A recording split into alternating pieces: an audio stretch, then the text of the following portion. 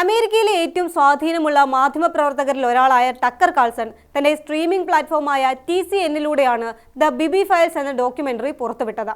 ബിബി എന്നത് നെതന്യാഹുവിന്റെ വിളിപ്പേരാണ്. ബെഞ്ചമിൻ എന്ന പേരിന്റെ ചുരുക്കരൂപമായാണ് അദ്ദേഹത്തിന്റെ കുടുംബാംഗങ്ങൾ ഈ പേരിട്ടത്. ഓസ്കാർ പുരസ്കാര ജേതാവായ അലക്സ് ഗിബ്നി നിർമ്മിച്ച് അലക്സി ബ്ലൂം സംവിധാനം ചെയ്ത ഈ ഡോക്യുമെന്ററി നെതന്യാഹുവിനെതിരെയുള്ള അഴിമതി കേസുകളിലെ നിർണായക തെളിവുകളാണ് പുറത്തുവിടുന്നത്. ടക്കർ കാൾസൺ ഈ ഡോക്യുമെന്ററി പുറത്തുവിട്ടത് കേവലം ഒരു വാർത്തയാക്കാൻ വേണ്ടി മാത്രമല്ല, അമേരിക്കയെ മറ്റൊരു വിദേശ യുദ്ധത്തിലേക്ക് വലിച്ചിഴയ്ക്കുന്ന നെതന്യാഹുവിന്റെ യഥാർത്ഥ മുഖം ലോകം കാണണമെന്നാണ് അദ്ദേഹം പറയുന്നത്. ഇസ്രായേലിൽ ഈ വീഡിയോ പ്രദർശിപ്പിക്കുന്നത് നിയമവിരുദ്ധമാണ്.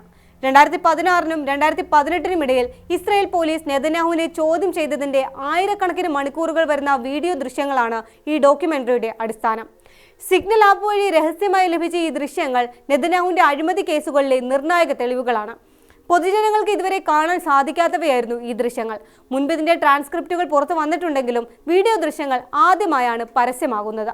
ഹോളിവുഡ് നിർമ്മാതാവ് അർണോൺ മിൽച്ചൻ ഉൾപ്പെടെയുള്ള ശതകോടീശ്വരന്മാരിൽ നിന്ന് ലക്ഷക്കണക്കിന് ഡോളർ വിലമതിക്കുന്ന സിഗരറ്റുകളും ഷാമ്പയിനും ആഭരണങ്ങളും നെതന്യാഹുവും കുടുംബവും കൈപ്പറ്റി. പകരം ഇവർക്ക് നികുതി ഇളവുകളും വിസാ സഹായങ്ങളും അവർ നൽകി. നെതന്യാഹുവിന്റെ കുടുംബവും ധനികരായ സുഹൃത്തുക്കളും തമ്മിലുള്ള വഴിവിട്ട ബന്ധങ്ങൾ, മാധ്യമങ്ങളെ സ്വാധീനിക്കാൻ നടത്തിയ ശ്രമങ്ങൾ എന്നിവയെക്കുറിച്ചും ഡോക്യുമെന്ററി സംസാരിക്കുന്നുണ്ട്.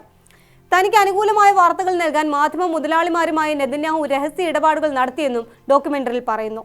തന്റെ മേലുള്ള അഴിമതി കേസുകളിൽ നിന്ന് രക്ഷപ്പെടാൻ ഇസ്രായേലിലെ ജുഡീഷ്യറിയെ ദുർബലപ്പെടുത്താനും അധികാരം നിലനിർത്താൻ ഗസ യുദ്ധത്തെ ഒരു ആയുധമായി ഉപയോഗിക്കാനും അദ്ദേഹം ശ്രമിച്ചുവെന്നും ഇതിൽ ആരോപിക്കുന്നുണ്ട്.